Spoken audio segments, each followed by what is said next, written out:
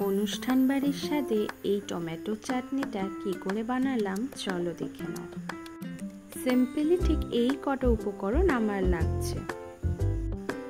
সামান্য পরিমাণ তেল দিয়ে দিলাম 5 ফোড়ন আর 2 শুকনো লঙ্কা। নাড়িয়ে চাড়িয়ে দিয়ে দিলাম কেটে রাখা টমেটোগুলো।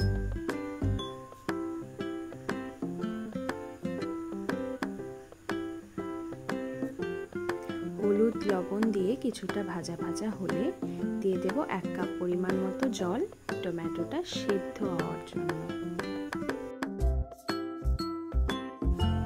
চাটনিটা মুখে পড়লেই মিলিয়ে যাবে, তাই খুন্তি দিয়ে একটু টমেটোগুলো ভেঙে দিচ্ছি।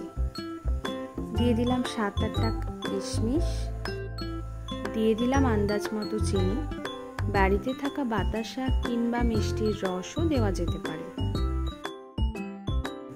এবার দেব কুচিয়ে রাখা খেজুর আর কুচিয়ে রাখা আমসত্ত্ব।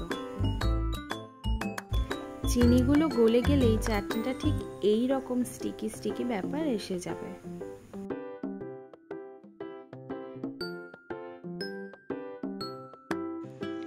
ব্যাস, দেখো তো এবার কেমন দেখতে লাগছে।